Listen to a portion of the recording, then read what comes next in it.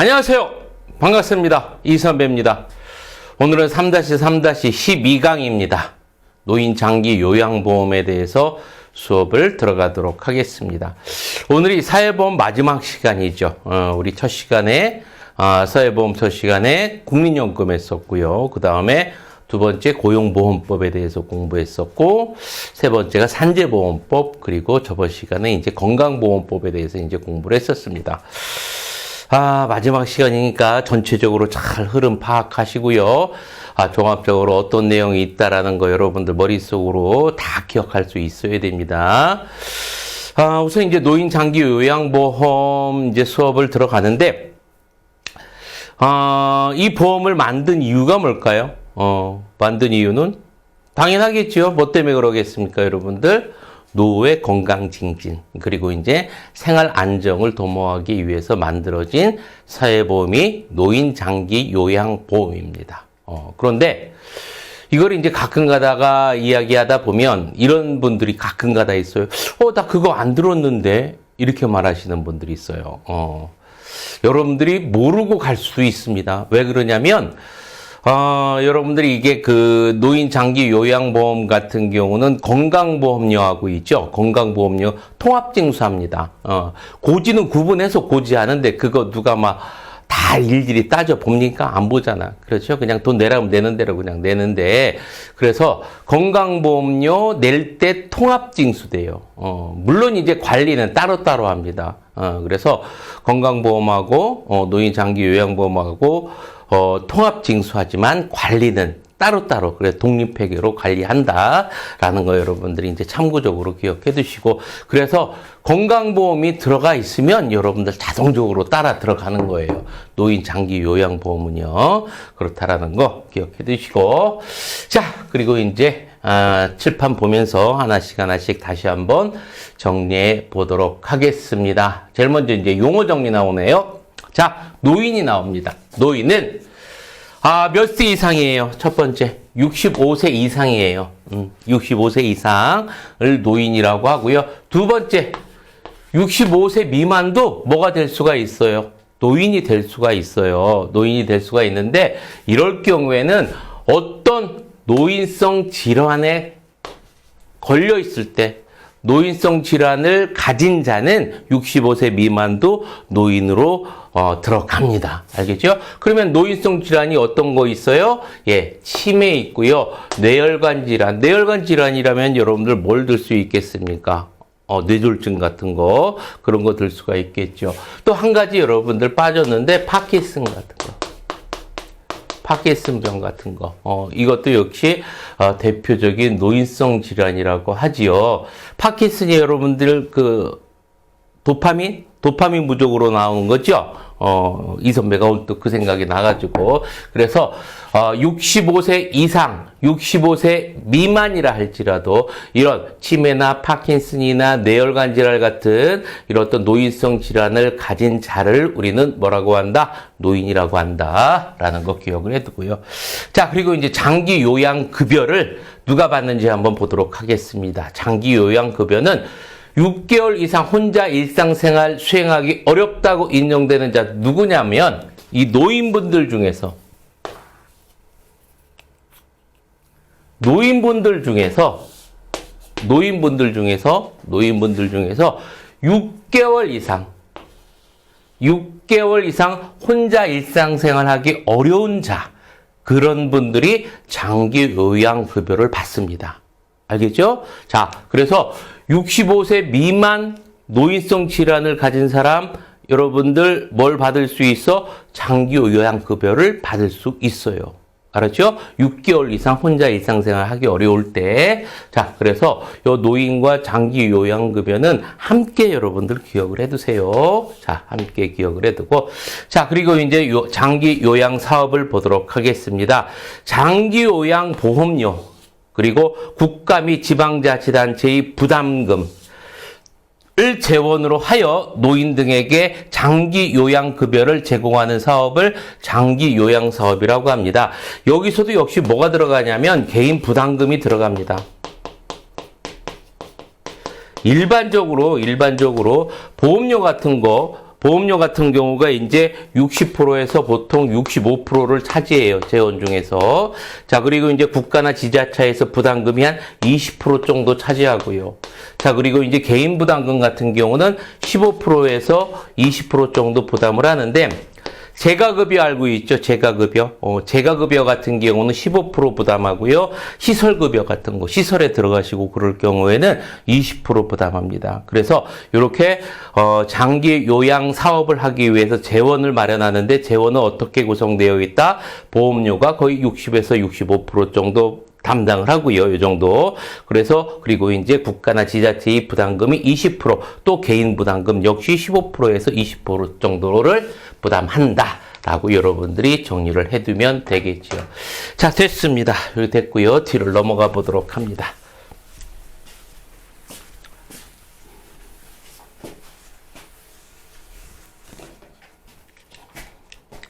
자, 그리고 국민건강보험의 요양급여와 노인 장기 요양급여, 보험의 요양급여는 급여 내용이 다르다. 예, 국민건강보험의 요양급여와 노인 장기 요양보험의 요양급여는 급여 내용이 다르지요. 저번 시간에 우리 배웠잖아. 국민건강보험의 요양급여는 뭐 있었어요, 여러분들? 처음에 진찰에서부터 검사비, 또는 이송비, 또 수술비, 약제비, 이런 게 요양급여였잖아. 그렇죠? 그런데 노인 장기 요양보험에서의 그 요양급여는 뭡니까, 여러분들? 뭐, 재가급여, 시설급여, 특별 현금급여, 이런 것들을 여러분들 이제 요양급여라고 한단 말이야. 그래서 국민건강보험의 요양급여와 노인 장기 요양보험의 요양급여는 급여 내용이 당연히 다르죠. 그렇죠? 이거 이제 저번 시간에 우리 배웠었고. 자, 그리고 장기 요양 기본 계획은 일반적으로 거의 몇 년이라고 했어요, 여러분들. 일반적으로 5년이고요. 실태 조사는 몇 년? 3년마다. 누가 한다? 보건복지부 장관이. 알겠죠? 보건복지부 장관은 장기 요양 기본 계획을 5년, 실태 조사는 3년마다 정기적으로 한다라는 거 여러분들이 머릿속에 정리를 해두고 넘어가고요. 여기서 이제 한 가지만 더 정리를 해두고 넘어갑니다. 그게 뭐냐면 장기 요양 요원 지원센터라는 거예요. 장기 요양 요원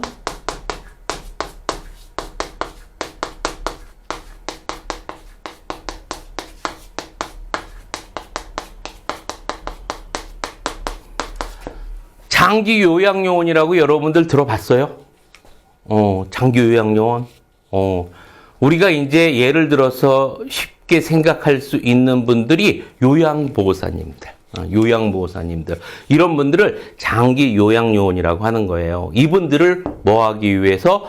지원하기 위해서 만든 기구가 장기 요양요원 지원센터입니다. 자, 그러면 이 선배가 여러분들한테 한번 질문 한번 할게요. 이 장기 요양요원에는 사회복지사가 들어갈까요? 안 들어갈까요? 사회복지사 들어갑니다. 사회복지사도 장기 요양요원이에요. 좀 이따가 이제 이야기하겠지만, 방문 요양할 때요. 좀 이따 이야기합시다. 좀 이따가 그거는. 그래서 사회복지사도 장기 요양요원이다. 라는 것까지 여러분들 기억해 두고 장기 요양요원 지원센터에 대해서 한번 보았습니다. 자, 이제 뒤를 넘어가서 장기 요양보험 그리고 장기 요양 인정에 대해서 이제 일반적인 내용에 대해서 쭉 한번 살펴보는 겁니다. 자, 장기 요양보험과 장기 요양은 누가 관장한다? 보건복지부 장관이 관장합니다. 주관한다라는 얘기고요. 보험자는 누구야? 보험자는 국민건강보험공단입니다. 여러분들 이거 두 개 헷갈리면 안 됩니다. 잘 구분해서 기억을 해두고요. 장기 요양 등급이 나오는데 장기 요양 등급은 1에서 5등급이 있고요. 또 하나 여러분들 기억해 두고 넘어가야 될 게 인지 지원 등급이 있습니다. 그래서 총 6개 등급이야. 6개 등급인데 1에서 4등급까지 있고요. 그 다음에 5등급이 있고 인지지원 등급이 있는데 5등급 인지지원 등급은 여러분들 일반적으로 경증 치매 환자 있죠. 경증 치매 환자 이런 분들을 이야기하는 겁니다. 그래서 5등급과 인지지원 등급 같은 경우는 시설을 못 들어가세요. 시설 못 들어가시고 일반적으로 이제 재가급여를 방문 요양을 하죠. 방문 요양을 많이 하시고 아니면은 여러분들 어디 많이 다니십니까? 어린이 유치원들, 주야간 보호센터 뭐 이런 것들이 있죠. 단기 보호센터 이런 데 많이 다니시죠. 그래서 요양 등급은 1에서 5등급 플러스 인지지원 등급이 있고 5등급과 인지지원 등급 같은 경우는 경증 치매 환자 시설에 들어갈 수 있다 없다? 없다라는 거. 그래서 1에서 4등급까지만 시설 가능합니다. 자, 그리고 이제 장기 요양 등급 판정 기간은 30일 이내에 해야 된다. 뭐 낸 다음부터 신청서 내잖아. 신청서 내면 신청서 낸 다음부터 30일 이내에 등급 판정이 완료돼야 되고요. 집으로 찾아오고 그러시잖아. 그렇지? 어르신들 보기 위해서. 자, 그리고 장기 요양 인정의 유효기간입니다. 유효기간은 최소 1년 이상으로 대통령령으로 정한다. 이렇게 나오는데, 한 번 등급 받으면요, 1년 이상으로 나왔지만 보통 2년입니다. 유효기간이. 예, 유효기간이. 내가 3급 받았어. 여기서 3급 받았어. 그럼 3급 받은 게 몇 년 가는 거예요, 여러분들? 보통 2년 갑니다. 2년 가고요. 만약에 내가 3급 받아가지고 2년 갔어요. 그런 다음에 또 3급 받았어. 같은 것 받았어. 3급이면 3급이면은 2, 3, 4등급 4등급 같은 경우는 3년마다 받습니다. 3년. 같으면 3년마다 받고 만약에 달라. 내가 3등급이었는데 2등급이 됐어. 2등급 됐을 경우에는 유효기간이 2년입니다.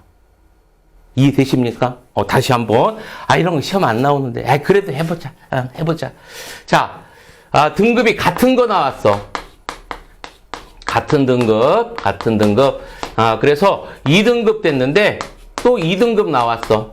자, 1등급은요, 보통 이제 유효기간이 4년이에요. 4년이고, 2, 3, 4등급은 유효기간이 3년이고, 5등급하고 인지지원 등급은 유효기간이 2년입니다. 그런데 2등급이니까 여러분들 몇 년 만에, 몇 년간 유효기간이 있는 거야, 2등급은. 3년이에요. 그러니까 2등급 받았는데 2등급이 또 나왔어? 그러면 이 사람들은 몇 년? 3년간 유효해. 알겠죠? 자, 그런데 다른 등급을 받았어. 2등급 했었는데 1등급이 돼버렸어. 2등급이었는데, 그래서 2등급 하고서 이제 2년 지났는데, 2년 지나서, 아니죠. 2등급이면은 몇 년, 유효기간이 2등급이면은 3년이잖아. 그래서 3년 지났어. 근데 1등급을 받았어. 다른 등급이잖아. 이럴 때는 다른 등급 받을 때는 유효기간이 2년입니다. 1등급 받았어도. 알았죠? 이렇다란 얘기입니다. 그래서, 보통 이제 유효기간은 최소 1년 이상인데, 보통 이제, 우리나라의 경우 같은 경우는, 현재 2년 받고요. 그래서, 1등급 같은 경우는 유효기간이 4년이고, 2, 3, 4등급 같은 경우는 유효기간이 3년이고, 5등급과 인지지원 등급은 유효기간이 2년이다. 외워둘 거 없습니다. 그래서 우리나라는 2년, 최소 1년인데 2년으로 한다. 라고 기억해 두고요. 장기 요양보험료의 징수, 산정, 보험료의, 이거는 이 선배가 좀 전에 이야기했었죠. 그렇죠? 건강보험료하고, 장기 요양보험료하고, 어떻게 한다라고 해서, 통합징수한다고 했어. 그런데 따로따로 통합징수되더라도, 고지는 따로따로 해. 알았죠? 고지는 따로따로 한다. 따로따로 구분하여 고지하고, 또 어떻게, 관리도 따로따로 해. 관리도 따로따로, 그래서 독립회계로 따로따로 관리한다. 그래서 장기 요양보험료 같은 경우는 어떻게 한다, 여러분들? 건강보험료하고 같이 통합징수한다. 라는 거 여러분들 머릿속에 기억을 해두고 넘어가면 되겠습니다. 됐습니다. 이렇게 봐두고요. 자, 이제 뒤로 넘어가 봅니다. 종류법입니다. 이거 여러분들이 이제 피부에 와닿는 것들이라서, 우리 지금 수업을 듣고 있는 후배님들 중에서도 다 이용하고 계시는 분들, 어른들하고 같이 사시는 분들 같은 경우는 이용하시는 분들이 많을 거예요. 이 선배 같은 경우도 이제 오랜 기간, 어머니를 이렇게 모시고 있다 보니, 이제 작고는 하셨는데, 있다 보니까, 이런 부분에 대해서 이제 많이 이제 접하고 그랬었죠. 한번 봅니다. 제일 먼저 이제 크게, 재가급여 있고요. 시설급여 있고요. 특별 헌금급여가 아니라 현금이야, 현금. 특별 현금급여 있고요. 이렇게 크게 세 가지로 나뉘어집니다. 재가급여에는 뭐가 있어요, 여러분들? 방문요양, 방문목욕, 방문간호, 주야간 단기시간 기타 재가급여 있는데, 방문요양은 여러분들이 잘 아는 뭐예요, 여러분들? 집에 오시는 거. 그렇죠? 집에 오시는데, 여러분들, 뭐하고 착각하기 쉽냐면, 여기 6번, 5번, 여기 가족요양비, 특별 현금 기부에 가족요양비하고 헷갈리는 사람이 있어요. 이거 헷갈리면 안 됩니다. 무슨 얘기냐면, 우리가 이제 부모님을 직접 모시고, 이제 거기에 대해서 이제 급여를 타기 위해서 하시는 요양보호사 이제 하시는 분들 많이 계시잖아요. 그런데 그거를 국가로부터 돈 받는 거를 가족 요양비라고 생각하시는 분들이 계세요. 가족 요양비 아니라 그거는 여러분들 방문 요양입니다. 자기 가족 돌보는 거 이런 것들은 여러분들 여러분들 방문 요양입니다. 방문 요양에서 여러분들 가서 이제 방문 요양 하시는 분들이 누구야? 장기 요양 요원이잖아. 장기 요양 요원인데 이 장기 요양 요원에는 누구도 가능하다. 사회복지사도 가능합니다. 알겠죠? 그래서 방문요양. 그래서 일반적으로 자기 가족을 돌보기 위해서, 가족을 돌보기 위해서, 요양보호사를 직접 따서 돌보는 거. 그거는 뭐에 포함된다, 여러분들? 방문요양에 포함된다. 가족 요양은 여러분들 특수한 경우가 있어. 특수한 경우. 그건 좀 이따 이야기하고요. 그리고 이제 방문 목욕이라는 건 여러분들 잘 아시죠? 차가 와가지고 이제 하고 그러는 거.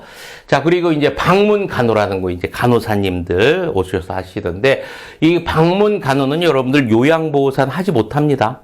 요양보호사는 하지 못해요. 자, 그리고 주야간 보호는 일정 시간이야. 일정 시간 동안 일정 시간 나오면 주야간 보호야. 일정 시간 나오면 주야간 보호고요. 하루 중 일정 시간 동안 이제 돌보아 드리는 거는 주야간 보호고, 단기 보호 같은 경우는 일정 기간이야. 일정 기간. 그래서 단기 보호는 일정 기간입니다. 일정 기간. 그래서 주야간 보호 시험 나올 때하고 단기 보호 시험 나올 때하고 틀립니다. 틀리니까 여러분들 참고해서 기억을 해두고요. 그래서 단기 보호 같은 경우는 월 9일 이내, 한 달 중에서 9일 이내 가능하고요. 연간 몇 번까지 하냐면 4번 가능합니다. 여러분들 참고적으로 기억을 해두세요. 그럴 경우가 있잖아. 불가피하게 이제 어머님을 이제 모시고 있어야 될 필요가 있을 때 내가 이제 돌보지 못할 그럴 때가 있잖아. 그럴 때는 이런 단기 보호를 이용하시면 됩니다. 자, 그리고 이제 기타 재가급여라는 게 있는데, 이거는 여러분들 용구 있죠. 용구 같은 거, 이런 거를 제공하는 거, 아니면은 집을 방문해가지고 재활 지원하는 거, 이거를 기타 재가급여라고 하는 거예요. 이거는 여러분들 밑에 가족 요양비 있죠? 이 가족 요양비를 탈 경우에는 기타 재가급여를 중복으로 활용 가능합니다. 중복 지원 가능합니다. 가족 요양비를 탈 경우에는 기타 재가급여 같은 경우는 중복 지원이 가능하다. 일반적으로는 중복 지원 가능하지 않습니다. 자, 이렇게 여러분들이 이제 재가급여에 대해서 살펴봤고요. 자, 두 번째 이제 시설급여입니다. 이거는 장기간 입소하는 경우죠. 그렇죠. 그래서 여기 이제 장기간 머무르는 장기 요양 기관이 있죠. 장기 요양 기관 크게 두 가지 있습니다. 우리가 흔히 이제 요양원이라고 하는 이제 노인 요양 시설, 그리고 노인 요양 공동 생활 가정이라는 게 있어요. 일반적으로 그룹홈이라고 하는데 이 두 가지가 있습니다. 그래서 시설급여에는 크게 우리가 흔히 요양원이라고 하는 곳이 노인 요양 시설이라는 곳이 있고요. 그리고 일반적으로 집같이 만들어 놓고 하는 곳이 노인 요양 공동 생활가정이에요. 노인 요양 공동 생활 일반적으로 있죠. 일반적으로 그룹홈이라고 많이 이야기합니다. 집 같은 곳에서 보통 이제 몇 명 이내냐면 이 그룹홈 같은 경우는 9명 이내 입소 가능합니다. 거기 이제 전부 머무를 수 있는 분이 9인 이내. 예. 근데 노인 요양 시설 같은 경우는 10인 이상이죠. 이렇게 이제 수용 인원이 다릅니다. 이거 두 개는. 그래서 노인 장기 요양 기관에는 크게 이 두 가지가 있다라는 거 기억을 해두고요. 이런데 받는 분들을 받는 그 수급자에게 제공되는 급여를 시설급여라고 한다. 앞에서 이야기했는데 재가급여를 이용할 경우에는 본인 부담금이 몇 프로라고 했어요? 15%라고 했었고요. 반면에 시설급여 같은 경우는 본인 부담금이 20%입니다. 알겠죠? 그 정도는 여러분들이 이제 기억을 해두고요. 자, 그리고 이제 특별 현금급여입니다. 특별 현금급여. 가족요양비 있고요. 특례요양비 있고요. 요양병원 간병비가 있는데, 가족요양비는 시행하고 있지만, 요 두 가지는 여러분들 시행 안 합니다. 시행 안 하는 것까지 여러분들이 이제 기억할 필요는 없고요. 그래서 여러분들이 이제 가족요양비에 대해서 공부를 하는데, 가족요양비 같은 경우는요, 누가 돌보는 거냐면 가족이 돌보는 겁니다. 가족이 돌봄을 받고 거기로부터 이제 뭐를 받는 거야? 급여를 받는 거죠. 가족이 거기에 대한 많지는 않습니다. 제가 알기로는 지금 얼마인지는 모르겠지만 한 15만 원 받는 걸로 알고 있어요. 모르겠습니다만 지금은 자세하게는 모르겠고 하여튼가 많지는 않습니다. 가족 요양비. 그런데 이 가족 요양비를 받기 위해서는 조건이 있어요. 가족요양비. 그래서 어떤 조건이 있냐면 도서벽지. 그러니까 일반적으로 방문요양을 할 수 있는 장기 요양요원이 가지 못하는 곳이야. 도서벽지라든지 아니면은 천지지변이 일어나가지고 이용을 할 수 없어. 아니면은 이니 그 수급 대상자가 신체적으로나 아니면은 정신적으로나 성격적으로 상당히 좀 어떤 장애가 있어요. 이럴 경우도 대통령령으로 정하는 경우 그런 사유에 해당되는 경우만 뭐를 받을 수 있냐면 장기 요양비를 받을 수 있습니다. 그래서 가정 요양비 같은 경우는 여러분들 우리가 흔히 생각해가지고 내가 이제 직접 우리 부모님들 돌봄 받으면서 방문 요양해가지고 이제 거기에 대해서 급여를 받는다라고 생각하는 거하고 차원이 같은 거야, 틀린 거야? 틀린 거야. 내가 직접 돌봄을 해드리고 받는 것 같은 경우 뭐에 해당되는 거예요, 여러분들? 방문 요양이에요. 알았죠? 그런 게 아니라 특수한 경우, 이제 일반적으로 도서벽지 그리고 천지지변으로 이제 이용하기 어려울 때 아니면 성격적으로나 이럴 때 문제가 됐을 경우에 이런 경우에는 뭐를 받는다, 여러분들? 가족이 돌보고 거기에 대해서 가족 요양비를 받는다라고 여러분들이 기억을 해두고 넘어가면 되겠습니다. 됐죠? 자, 그렇게 되면 됐고요. 3번까지 받고. 4번 봅니다. 재가급여, 시설급여, 특별현금급여죠. 여기도 또 오타 났네. 특별현금급여 중 복수급여 금지. 복수급여 금지되어 있다. 그래서 두 가지를 한꺼번에 다 받을 수 없다라는 얘기입니다. 복수 금지되어 있고요. 복수급여 금지되어 있지만 아까 여기 가정요양비 있었었죠. 요 가정요양비 수급자 중에서 기타 재가급여 이 선배가 이야기했었죠. 복수용구 지급받는 거, 제공받는 거라든지 아니면은 재활을 위해서 거기 관련된 분들이 어떤 지원을 받는다든지 이런 거는 어떻게 하다는 얘기입니까, 여러분들? 가능하다라는 얘기입니다. 그래서 모든 부분에 있어서 복수급여 금지는 아니야.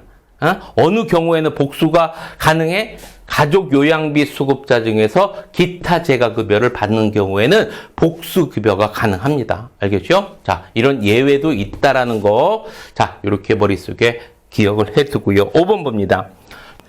동일한 시간에 방문 요양, 아이고, 이거 콤마 빠졌네요. 방문 요양, 방문 간호, 또 방문 목욕, 방문 주야간 보호, 단기 보호 등등등을 원래는 받을 수 없어. 원래는 받을 수 없어. 같이 복수로 받을 수 없지만 두 가지 경우는 여러분들 받을 수가 있습니다. 방문 간호할 때. 그래서 방문 목욕과 방문 간호, 그리고 방문 요양과 방문 간호는 동시에 받을 수가 있어. 알았죠? 간호할 때. 그 요양보호사님들한테 물어봐야 될 거 아니야. 그렇죠? 이럴 경우는 여러 가지 물어보고 이래야 되니까, 또 목욕할 때도 역시 어떻게 됩니까? 요양보호사한테 어떤 부분이 잘못됐는지 이런 것들에 대해서도 여러분들 물어봐야 되잖아. 그래서 요렇게 받을 때, 요렇게 받을 때 같은 경우는 동일 시간에 다 받을 수 있다. 동일한 시간에 동시에 받을 수 있다라는 거 여러분들 기억을 해 두고요. 자, 됐습니다. 이제 뒤로 넘어가 보도록 하겠습니다. 자, 그리고 장기 요양급여의 제공 보도록 하겠습니다. 노인 등이 가족과 함께 생활하는 재가급여를 우선적으로 제공하여야 한다. 이렇게 나옵니다. 보통 이제 4급을 받으면 있죠.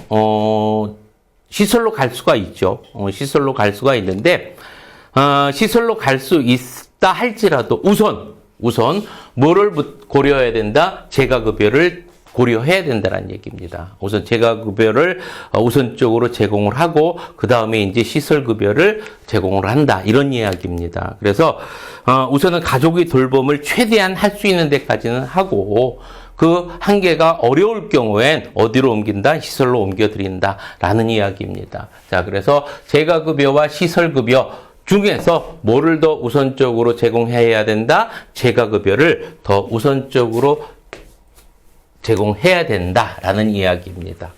자, 이렇게 됐고요. 자, 뒤로 넘어가서 장기 요양기관에 대해서 나옵니다. 한번 읽어보고 그다지 여기는 어려운 부분이 없습니다. 한번 보도록 하죠. 1번, 장기 요양기관을 설치 운영하고자 하는 자는 특별시 도 시군구청장에게 지정을 받아야 되고요.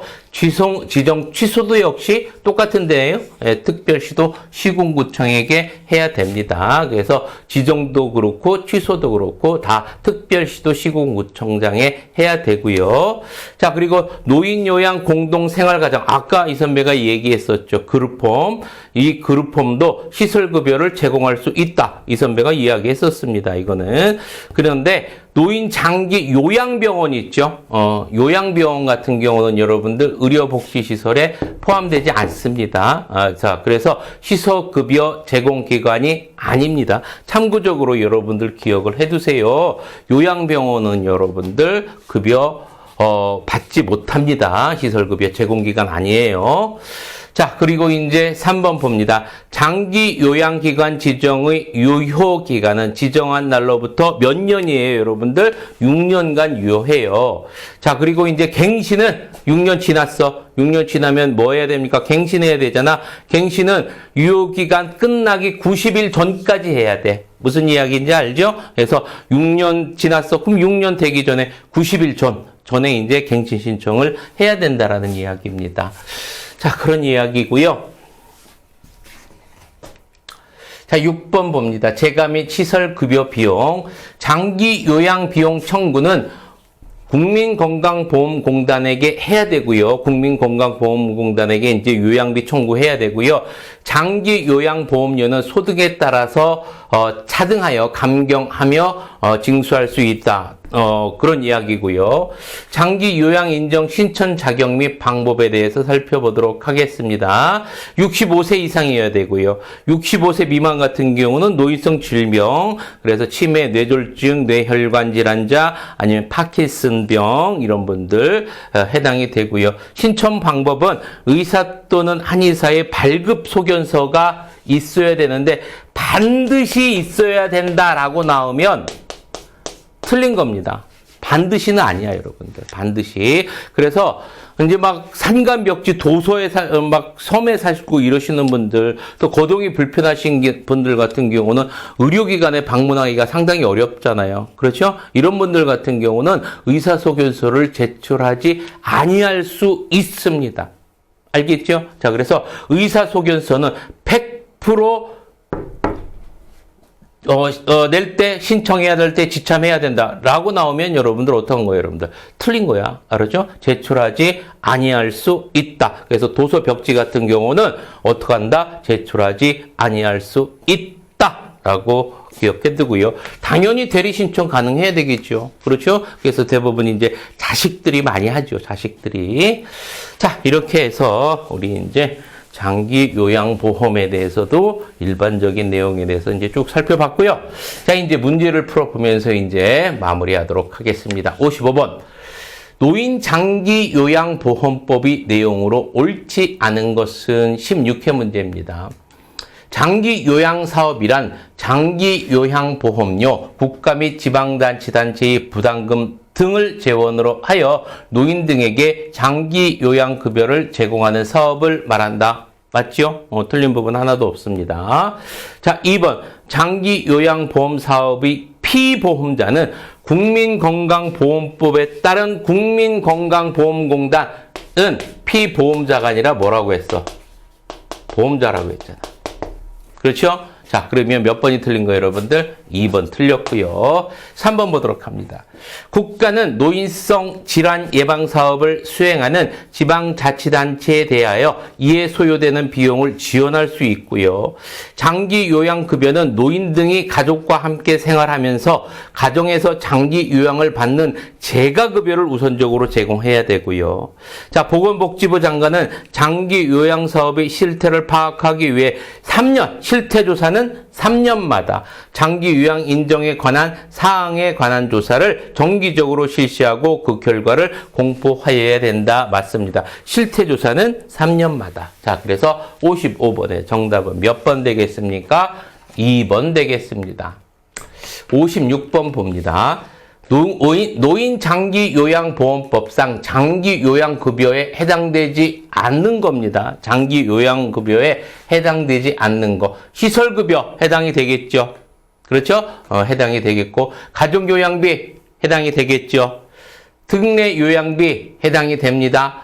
요양병원 간병비 해당이 됩니다. 둘은 시행은 하고 있지 않지만 해당이 되는 거예요. 그렇죠? 장례비는 우리 어디서 봤어요? 산재보험에서 봤잖아. 그렇죠? 산재보험에서 이제 장례비 지원했잖아. 그렇죠? 자, 그러면 해당하지 않는 것은 몇 번이 되겠습니까, 여러분들? 5번이 되겠죠. 이건 우리는 산재보험에서 봤었습니다. 56번에 5번. 자, 그리고 이제 57번을 보도록 하겠습니다. 노인 장기 요양보험법상 장기 요양 인정을 신청할 수 있는 자격을 갖춘 자를 모두 고른 것은 이렇게 나옵니다. 65세 미만 나왔으니까 65세 미만 같은 경우는 여러분들 뭐가 있어야 돼? 노인성 질환이 있어야 되고요. 그렇죠? 자, 그래서 이제 대통령령으로 정하는 노인성 질환을 가진 자로 맞네요. 의료급여 제3조 1항에 따른 수급자. 자, 맞습니다. 노인성 질병 가지고 있으면 되고요. 자, 대통령으로 정한 노인성 질병이 없는 65세 미만. 여기서도 안 되고, 외국인도 안 되고. 자, 그러면 이유는 빼고. 노인성 질환 중요한 키포인트입니다. 65세 미만은. 디귿 65세 이상의 노인으로 국민건강보험법 제5조에 따른 건강보험 가입자의 피부양자 맞습니다. 그러면 기억과 디귿이네. 기억과 디귿 정답 57번에 몇 번 되겠습니까? 4번이 되겠습니다. 정답 57번에 4번. 자, 58번 봅니다. 노인 장기 요양보험법상 다음은 어떤 장기 요양급여에 관한 설명인가? 15회고요. 수급자가 하루 중 일정 시간 동안 뭐예요, 여러분들? 주야간 보호. 일정 기간 나오면 뭐 해야 돼? 단기 보호. 알겠죠? 키포인트 잘 잡고 갑니다. 하루 중 일정 시간 동안이니까 정답은 뭐 해야 되겠어요, 여러분들? 주야간 보호가 되겠죠. 58번의 정답은 몇 번? 3번.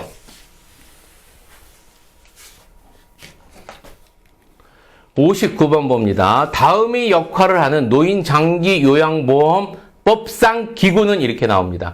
장기 요양요원의 권리 침해에 관한 상담 및 지원. 여기 딱 나왔습니다. 장기 요양요원을 지원하는 센터. 그건 뭐라고 했습니까, 여러분들? 장기 요양요원 지원센터입니다. 그러면 정답은 4번인데 한번 밑에 것까지 한번 읽어보도록 합니다. 장기 요양지원센터가 어떤 역할을 하는지 권리 침해에 관한 상담과 지원을 하고요. 그 다음에 역량 강화를 위한 교육을 지원하기도 하고요. 장기 요양요원의 건강검진 등 건강관리를 위한 사업을 맡아서 합니다.